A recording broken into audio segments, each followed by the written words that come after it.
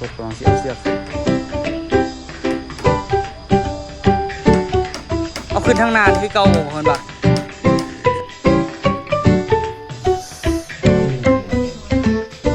สมินยังตอดยังน่าจะเป็นบ้านรอบสองนะ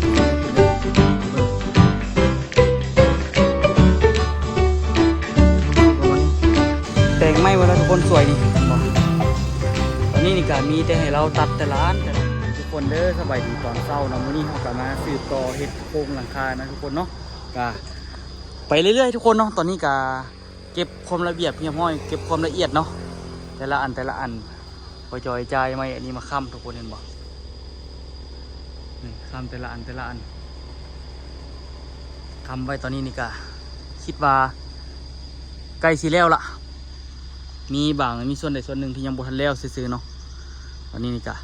เริ่มไปเรื่อยๆไปเดี๋ยวตัวกระสิขึ้นกันขาเล็กพอเสียดได้มันขาดได้บ่ต้องดึง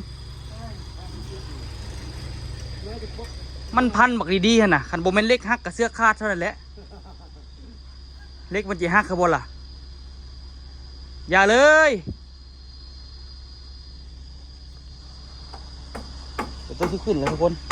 ใส่ถุงมือส่งอย่างละเกียมตะปูเกียมพร้อมตีแล้วก็ขึ้นละสดกำลังสิเอาเสื้อขึ้นเอาขึ้นทางนานคือเก่าบอกคนปะสะดวกกว่า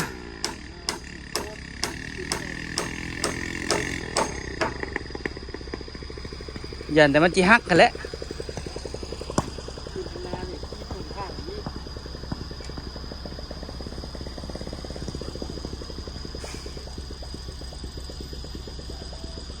เมืองไม้นี่มันหนักเลยทุกคนบ่คือไม้แต่ละอันเนาะคนเท่ากับน้อยอีกเดี๋ยวนี้บ่มีคนมือบ่มีกับบ่มีเอาแต่ว่าใส่เครื่องมันสมินอยู่มันตอดอยู่มันอาจจะเป็นบาด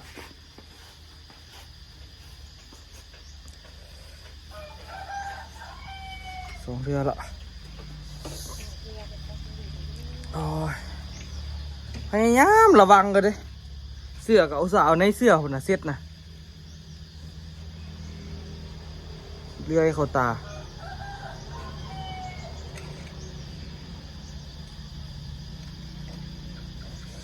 โอ้เจ็บแสบแห้งไม่กันชิบไปใส่รอบสองแล้วทุกคนนี่เป็นได้เบิ่งมันรู้สึกว่ามันอักเสบนะตัวล่างตาแล้วก็ยอดยาแล้วตอนนี้เริ่มนั้นแต่ก็รู้สึกแบบเสนือนในตาอยู่ไทอูไปซื้อน้ำยาล้างตามาเพิ่มมันมีตัวครอบนะทุกคนตัวมีแต่นะมันมีน้ำยาอยู่แต่ตัวครอบตัวเป็นจั่วใหญ่ๆมันโบมีเดี๋ยวนี้รู้สึกมันสะเม็นแถวนี้ตัวมันเป็นน่าจะเป็นมันเป็นบาดออโต้กับขี้ตัวนี้ตัวลำบากมืนตากับยากตัวนี้บอกอันนี้มันเป็นบาดรู้สึกว่ามันขี้เลื่อยมันอาจจะบ่มีแล้วแต่ว่ามันนั่นเนาะตัวกับป้องกันเต็มที่เลยทุกคนใส่แว่นตาใส่อย่างแต่รู้สึกสะเม็นตาตัวเลยปื้ดเสื้อทั้งลุ่มนี่นะทุกคนปีนเสื้อทั้งลุ่มตัวนี้เอาทางในตัวนี้มาเซ็ตก่อนปั๊บเข้าไปอีกโอ้ยตายละทรมานสุดๆเลยทุกคนตัวหวังเอาว่ามันซีบ่มีฮอบ3ตัดเลยไม่บัดได้เป็นตลอดฮอบเป็นอันนี้อีกละจนที่ตายทุกคนทรมานสุดๆเลยทีนี้ตัวรับตาก็คือแสบเลยแต่ใครเขารับจึ้งสิวันพอเป็นยังเขาขยิบน่ะโคตรเจ็บเลยเจ็บกับเบิ้งแต่ตานี่ทุกคน2 เทื่อละเฮ็ดเวียกกับบริไปเฮ็ดน้ำมูเดี๋ยวนี้เมื่อกี้ตัวพยายามฝืนไปละก็สิไปเฮ็ดเวียกต่อแต่พอไปแล้วมันเจ็บตาแล้วมันมึนตาบ่ได้เลยมันขยิบตาบ่ได้เขาจิ้งตาตอนนี้เนี่ยมันได้ยุแต่เขาแบบขยิบสินะเจ็บรับตาสินะเจ็บแถวลุ่มนี่ตอนนี้เห็นบ่เจ็บขนาดน้ำตาออกนี่ตัวขยิบเมื่อกี้เห็นบ่ตอนนี้พยายามให้น้ำตามันออกแล้วให้น้ำตามันไหลขี้เหงื่อออกเนาะให้มันเป็นแบบติดขี้ตาออกมานะ อ้ยทรมานขนาดโอ้เห็นแล้วตอนนี้เห็นต้นต่อแล้วผู้เดียวเองลูกนั่งเองวะ จนชิบุเห็น โอ้โตลูกนั่งเองวะ บนแจ้งมึงดู เก่ง เดี๋ยวเอาเสื้ออันนี้เอา จนชิบุเห็นเลยเพราะว่ามันน้อยนะโคตรทรมานเลยเคยรู้สึกเลยขยิกบาทเดละ2 บาท2 บาทเกือบตายแท้ๆนี่เห็นบ่ทุกคนเศษขี้เลื่อยนะขยิกบาดได้แล้วมันป้าพระเมนสบับอยู่โอ้ยมีแหงเลยลงเลย ลงเลยบ่นบค่อย สาธุขอบใจหลายๆเด้ออูเด้ออูได้เอาข่อยตายแท้ ที่เดียวบ่ ข่อยลาบละ ไปทำได้ ลาบแท้ๆก็มันเป็นเศษไม้น้อยๆนี่มันบาดตาก็โอ้ เดี๋ยวต้องเอา ปล่อยลงเลย ตัวนี้แม่เอาไงเอาตัวนี้ผู้เดียวไง ลงให้ลงว่ะโอ้ก็ได้ออกได้แล้วมีแหงได้ทุกคนตัวนางคือเอาไม้นี่กายนี่แหละก็นั่งเลยทำไมตัวนี้ผลิตกับมันเวนตายหาห้อย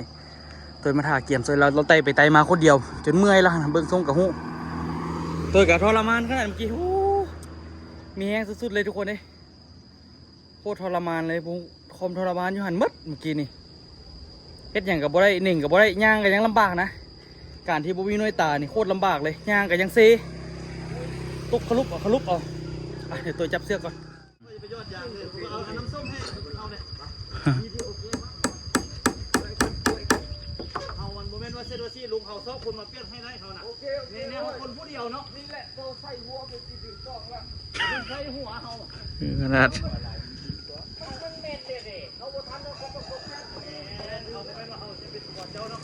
มันนะนี่คือขนาดตอนนี้นี่กะที่เปลี่ยนไม้นะแปลงเฮ็ดบอลตีข้าวเกี่ยมเฮ็ดบอลตีข้าวเขาก็เฮ็ดแนวเกาะคือเจ้าแต่โดดหลักก็แล้วเนาะ เฮ็ดเทปัดยากอยู่เบิ่งไม้อันเดียวได้นี่ทุกคนบ่ได้มีอันอื่นเสริมเลยขาคอดอันนี้สินั่งอันนี้สิเลยอยู่เทิงนี้ก็ได้ เดี๋ยวไอ้จองเลยบางไอ้จองเลยไปแล้วมื้อนี้มื้อต่อ หุ่นนะเขาก็สิพี่เวียกเขาบ่ เรียกเฮ็ดนะเอาจนหัวขาดข้าวก็ได้นะเดี๋ยวบ่ต้องเป็นห่วงเป็นซอกเฮ็ดไก่ดอกไก่มือเรียกนี่มันได้ว่าเจ้าเฮ็ดจะตายมันก็บ่เบิดนะ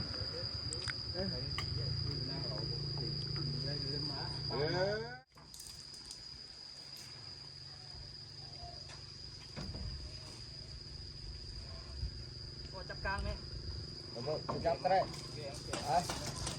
ท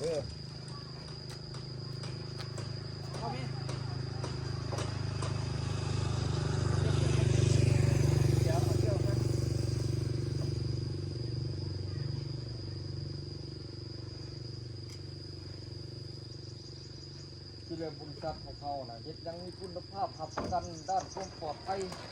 ด้านความมั่นคงทุกอย่างนี่ยังเรามาจ้างเขาโลดแบบนี้แหละโซฟาแหละตั้งไป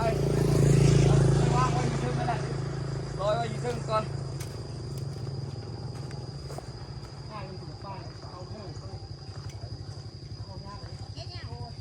เฮ็ดฮานไปสิเด้อบัตรอันเด้อดองวะเออ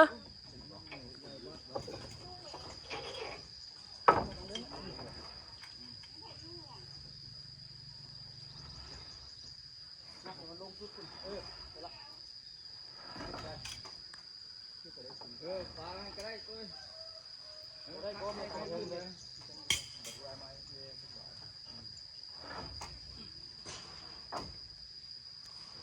กองมาแหละมันก็ขาดขึ้นมาต้องเอามาเถอะ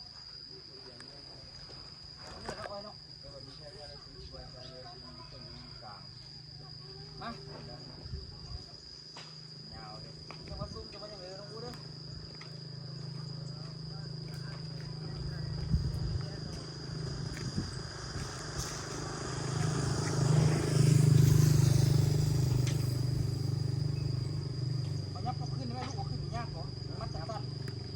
ตัวน่ะ มัดปลายด้วย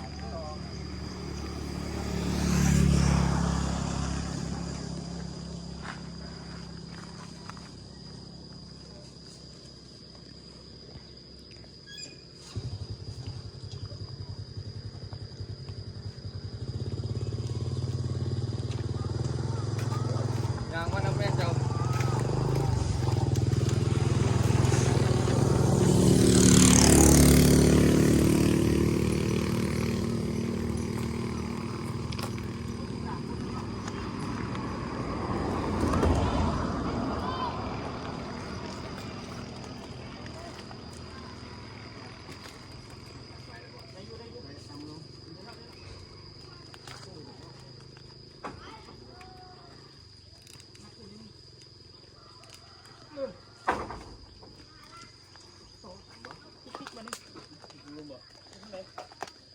นี่คือท่านเจ้าค่ะเด้อ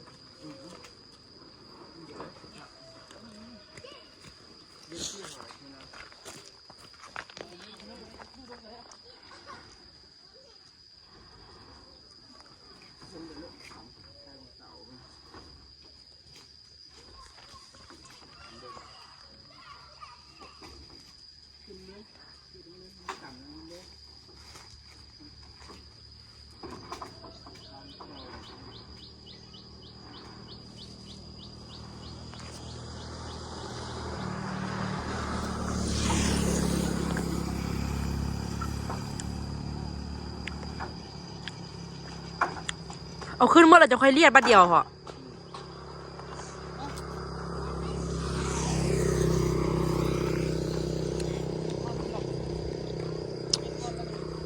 เชื่อ1 2อันนี้ขึ้นหมดเลยว่ะต้ย เดี๋ยวจะไปมาหาไฮดูซิ่งนี่ไหมเดี๋ยวง่าย เดี๋ยว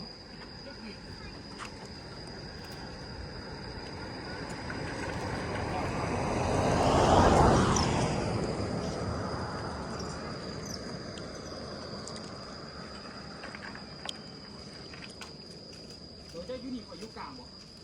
แล้วอยู่เสร็จอายุเอ้ย ดึงเสื้อกูได้คือเก่าบ่ แต่บุรีผู้ฮับอยู่นี้ดังย่ำฮักแบ่งกันละเดี๋ยวคอยยายข้าวนะ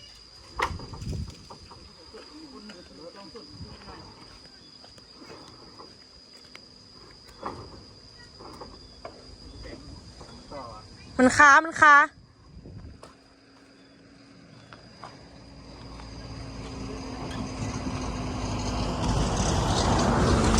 ขานะ มัน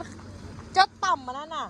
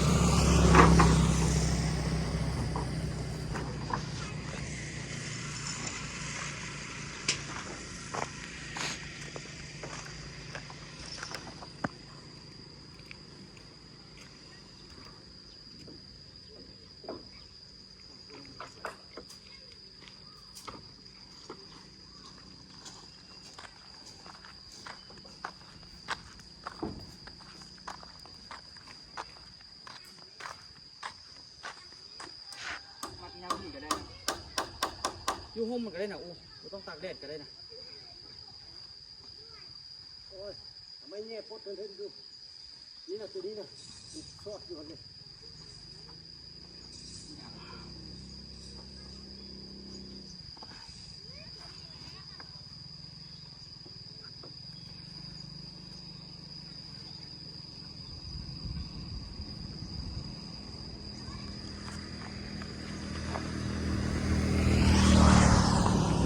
สลีอันเด้อ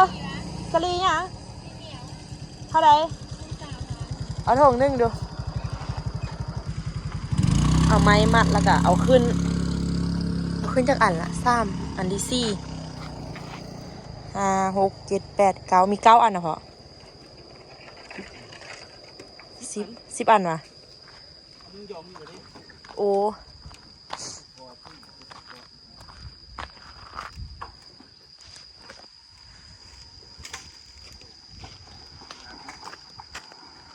ไปลองตลาดดูไปปลาแล้ว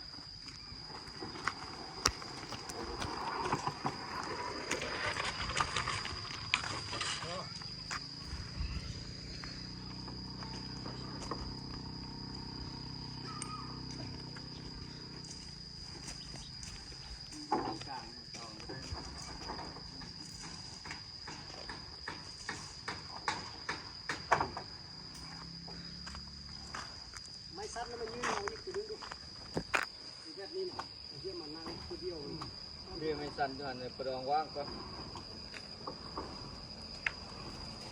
ไม่ขยับก็ได้นะ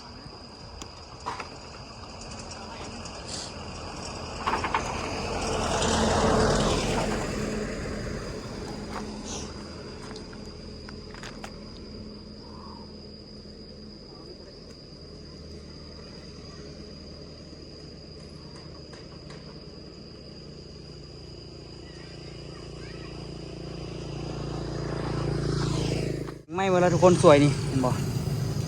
ตอนนี้นี่ก็มีแต่ให้เราตัดแต่ละอันแต่ละท่อนตอนนี้ย้ายใส่นะอยู่ในตัวสิปีสวยเราย้ายใส่ก่อนมันจะสะดวกเนาะยากอยู่ก็ทุกคนขั้นตอนนี้ก็ได้ยากมันได้จองสายจองนั่นจองนี่โอ้เดี๋ยวตัดหลายไปนะ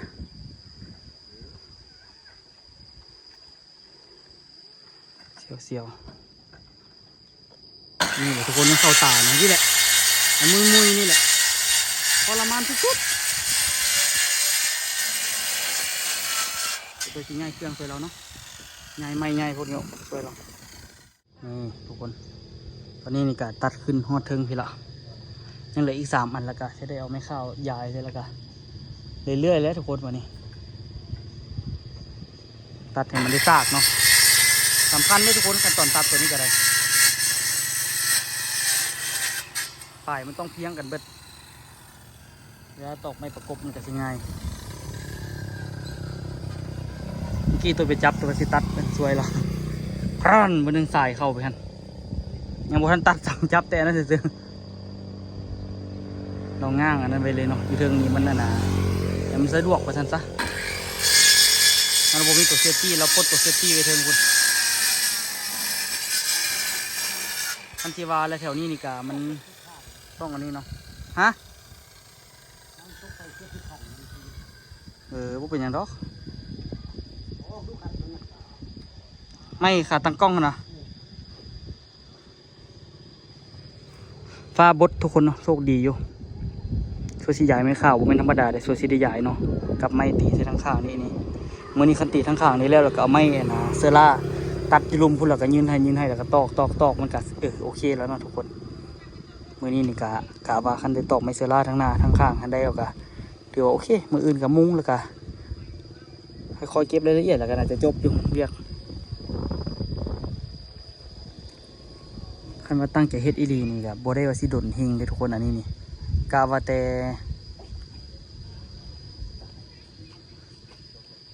จักมือวะอาทิตย์หนึ่งน่าจะแล้ว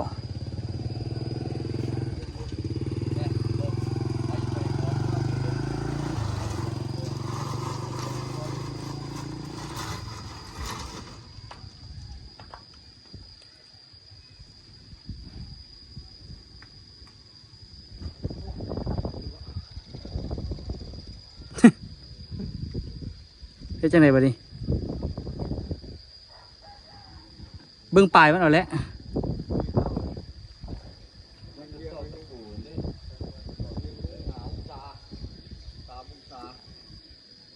เอามันเป็นบ่ทันซะบ่บนปลายพุ่นติคือว่าจะขีดไปปลายเอาเบิ่งล่ะโอ้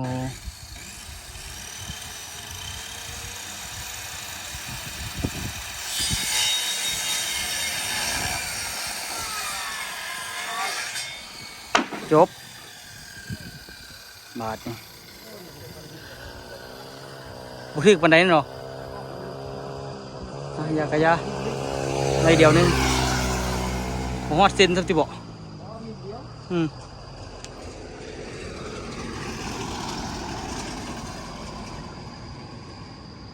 12:24 นาทีทุกคน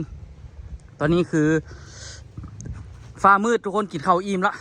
โอ้ยโซซิแล้ว แต่ว่าคันมืดตอนนี้ละฝนบ่ตกก็โอเคเลย แท้ก็คันมืดตอนนี้ละฝนบ่ตกนี่เฮ็ดเวียกคักขนาดนี้ตอนนี้หากว่า12 โมงส่วนมันสิมืดแท้ๆมันก็ดนเติบอยู่มีเวลาเฮ็ดเวียกเต็มที่เนาะทุกคนขึ้นไปตอกข้าวตอกปังตอกปังตอกปังนี่โอ้ง่ายขนาดนี้นี่ตอกข้าวแล้วก็สิได้ตอกไม้เซอร่าเนาะเฮ็ดอันนะข้าวไม้เซอร่าตอกใส่ให้มันแล้วเนาะไม้เฮาก็ยังมีหลายท่อนอยู่พอได้อยู่ทุกคนไม้37เฮายังอยู่เนาะก็มีแต่มาเกี่ยมใส่แล้วก็ตอกมืดกรึบเลยถ้าแต่ไอ้อ้นเรามาเดี๋ยวดิไอ้อ้นเราไปกินข้าวอยู่มูนะโอ้ป่าน6 โมงแรงทุกคนเด้7 โมง6 โมงครึ่งยังบ่มืดซ้ำนี่ไปตัดไม้ได้ในเดียวทุกคนฝนตกรีบลงมาด่วนเลยเพราะว่าเตยลงมาเกือบผลิตเพราะว่าไม้มันมืนทุกคนทุกคนเอาละทุกคนตรงนี้เนาะเป็นที่เอาอะไรได้คอยจะเฮ็ดไปไม่มืนกี่นี่โดยเหยียบมันรู้สึกว่าอุ้ยผลิตหนึ่งเขาเรียกว่าเป้าลมด่วนตอนนี้ฝนตกโคตรแรงฝนตกมาเป็นแรงนะโอ้อยู่บ่ได้แล้วทุกคนฟ้าลมเราต้องหนีฮิปดีด่วนหนีไปลุมด่วนเอาห่มเอารถเอาขั้นห่มไปละยังแต่ตัวนี่บ่มีขั้นห่มนี่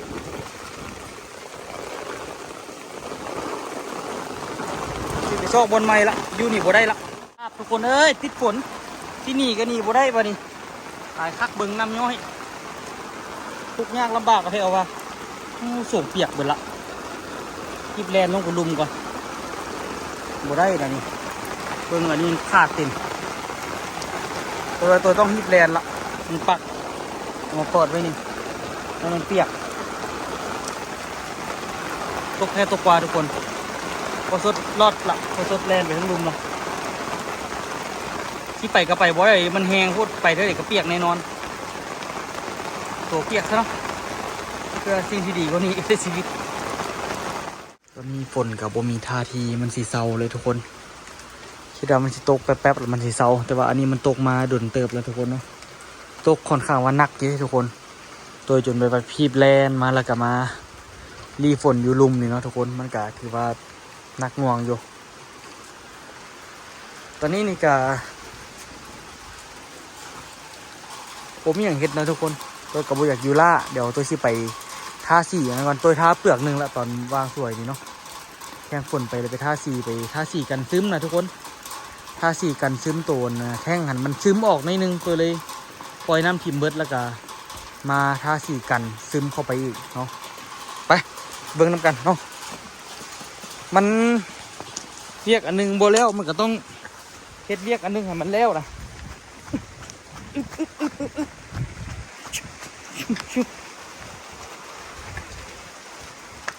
เซ็งทุกคนได้ฝนตกเนาะ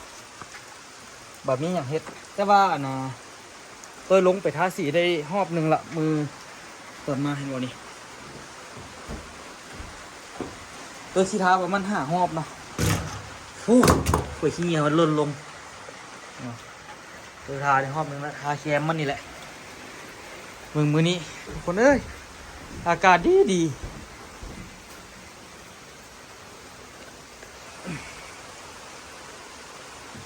โมโหสิเฮ็ดอย่างเนาะทุกคนเนาะน่าจะหาเฮ็ดอย่างมานั่งกินชิวๆอยู่นี่ท่านตะซกฝนตกวันนี้เรามานอนเล่นอยู่นี่สบายกว่าทุกคนเลยอากาศเย็นดีขนาดเหมาะสำหรับจิบกาแฟเย็นๆก็ฟองเต็มเลยจิบกาแฟแซ่บๆนะทุกคนเนาะเดี๋ยวว่ากาแฟวันฮ้อนกินเบิ่งกับบรรยากาศนี้ฮ่าอาโก้ยทุกคนเนาะเบิ่งหัวเบิ่งสวนเฮาเบิ่งหัวเบิ่งเฮาเบิ่งสวนเฮาคือว่า เติบหนึ่งนะทุกคนเดี๋ยวอันนี้ตัวอาซีเอาไม้แป้นที่มีอยู่หั่นนะทุกคนตัวซีมาปกใส่เฮ็ดไม่หน้าโต๊ะแล้วก็เฮ็ดเป็นบอลนั่งลิ้นเลยย่อนขาชิวๆเบิ่งบรรยากาศเนาะคันว่ามีต้นมะนาวสูงแล้วก็แจ่มเลยแหละทุกคนต้นมะพร้าวก็กำลังโป่งช่วงนี้บรรยากาศดีหนาวเลยแหละทุกคนบอกเลยว่าอากาศหนาวเลยตอนนี้ตัวคิดว่าน่าจะประมาณอุณหภูมิประมาณ22องศาหรือ23องศาเย็นสบายขนาดอากาศดีเนาะฝนตกแล้วอากาศดีโลด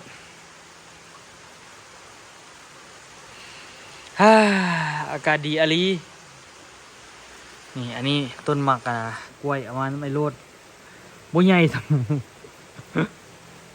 ถ้าเด็กกับว่าปิดเอาแต่นะใบมันไปเฮ็ดมกเฮ็ดหยังอากาศแจ่มแฮงทุกคนเดี๋ยวแถวนี้สิได้บรบันรักษาเอาออกแล้วก็สิได้เฮ็ดอีหยังจักอย่างกับมันเนาะอากาศดีเกินไป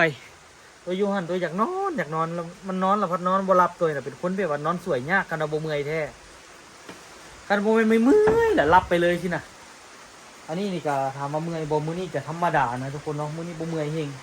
ตัวอยากเฮ็ดอันนี้มาหลายเทื่อละบ่ทันเฮ็ดจักเทื่อนั่งอยู่ชิวๆก็ไปเฮ็ดเวียกดีกว่าทุกคนเอาตังค์นี้ไว้บัดยามปีน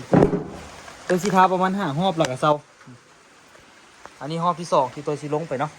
เดี๋ยวตัวลงไปก่อนตัวใส่สีกันเมี่ยงทุกคน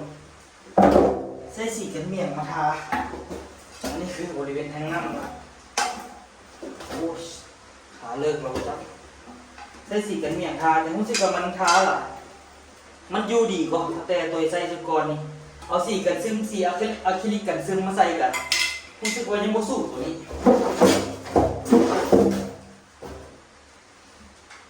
ตั้งในโบนของมันนั่งแล้วก็ปีนทามันแห้งแล้วก็ทามันแห้งแล้วก็ทาใส่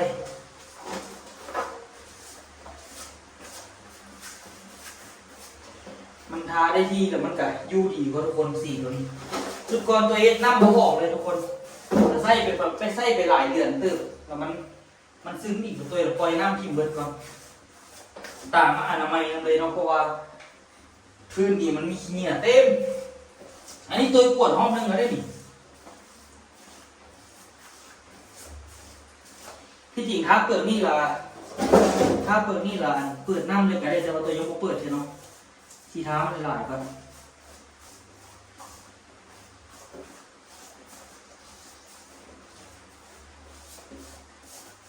ต้องในเท้าหนาๆเพราะทุกคนมันจะสิอยู่ท้าหลายๆเปลือกท้าหลายๆหม้อ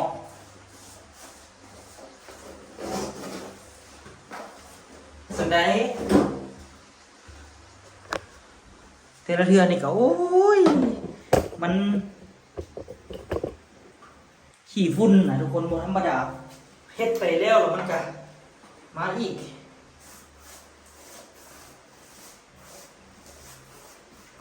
สิได้หาหมูหาแนวว่าปิดหูมันบ่ให้มีขี้เหงื่อลดลง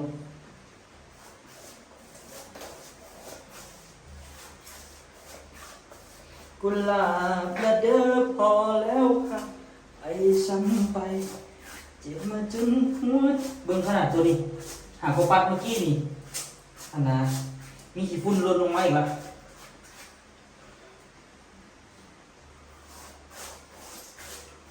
เจ็บมาจนหัวใจเสียเว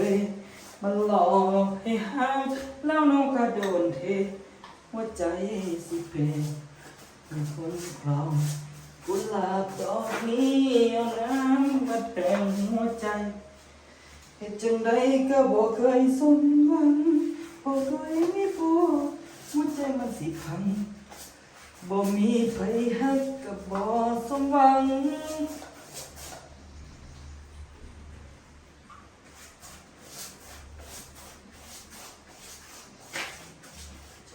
จึงนี่เลยทุกคนเด้อเรื่อยๆเนาะเฮ็ดเวียกวนไปหัวมือนี่มีแต่เวียกมีแต่งานตั้งแต่เฮ็ดพวกนี้ดีกว่ายังบ่ได้แบบได้พักเป็นจริงเป็นจังจักเทื่อ เฮ็ดเวียกเรื่อยๆเนาะแต่ละมือแต่พอกลับมาลงซานอันนี้แหละมันก็อยากเฮ็ดนั่นเฮ็ดนี่เนาะ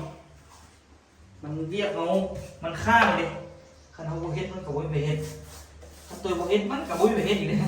อันนี้นี่ก็ได้มันต้องได้เฮ็ดเนาะ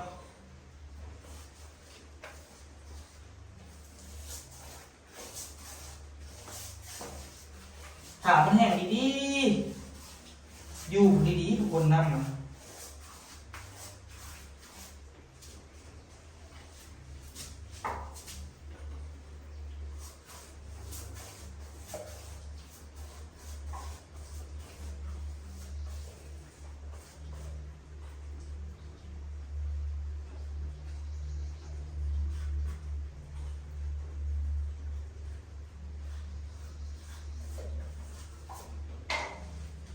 เดี๋ยวทาสีกันทุกคน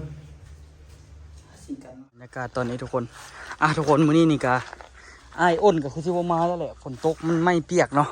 เป็นในฝากทุกคนติดตามคลิปต่อไปเด้อทุกคนเด้อสำหรับคลิปนี้ขอตัวลาทุกคนไปก่อนบ๊ายบายทุกคนเราเจอกันคลิปหน้าเด้อสบายดีทุกคนโดยแปลงท่อตัวนี้ก็